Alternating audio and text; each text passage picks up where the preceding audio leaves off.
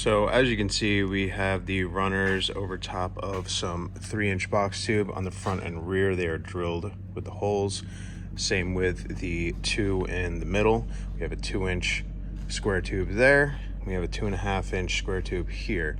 Now they do stick off the bottom a little bit, so we're actually going to make a spacer, which is going to be about a 1/4 inch to carry that that difference in the frame and everything. But we're also going to be putting 8-inch blocks right in front of this rivet over to here. We're not worried about this hole too much. This is just sort of a support area, and we're just putting them, you know, parallel with this. So we made sure that the runners are flush with the side of the frame. And then you can see we were just messing around, seeing where we're at. It's just a big truck, so it seems like a lot higher than it is.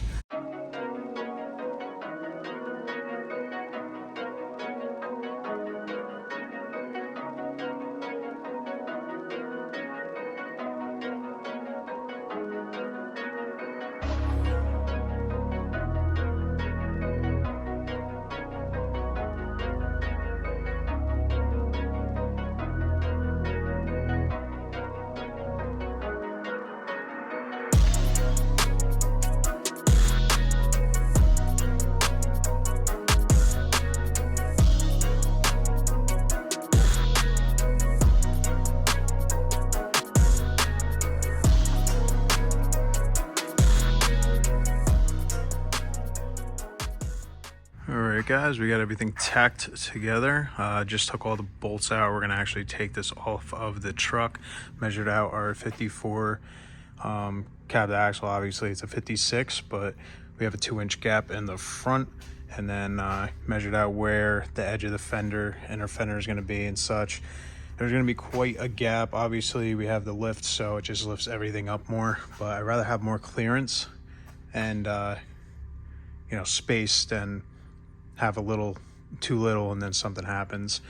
We're gonna cut out these sides, which we're gonna do once this is off and set up, and then tomorrow I'm gonna get those bent in the morning, and when we get back we can actually set them on here, see how it is, and get this all sort of figured out with the fenders, the top and the tailplate. So well, let's get back into it.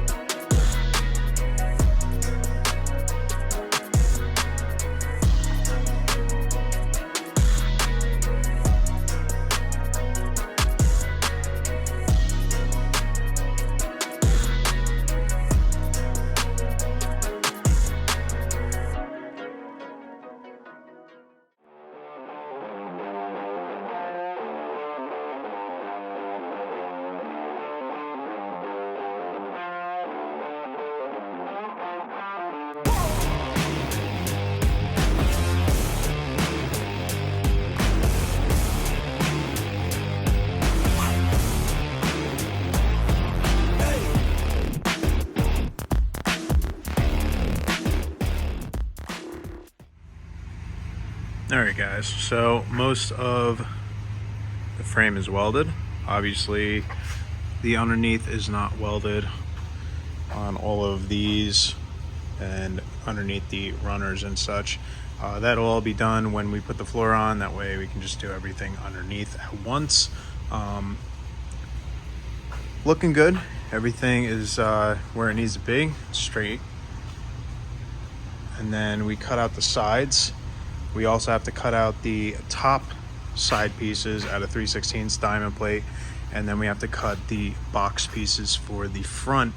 Gives him the nice diamond plate look that he wants. Then it'll be smooth on the inside, and then we have this, you know, sort of channel that's smooth. Just different things to break it up. And then the diamond plate's going to be on the side. That's going to be bent to where it needs to be. And then I got to discuss with him tomorrow when he comes if he wants to do the fender in smooth and then the outside in diamond plate, or just do everything in diamond plate. Probably going to pick everything in diamond plate Doesn't really matter which I do. So just you know, little things that you got to figure out, you know, what looks good and everything. I like the little like smooth stuff, so maybe smooth on the side, you know, looking at it, and then keep the diamond plate fender and diamond plate sides. And then back here you have the diamond plate on the back. We'll have the diamond plate on the bottom with the smooth on the front.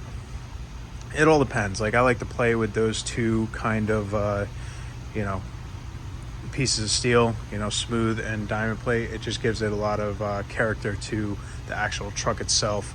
So thank you guys for watching.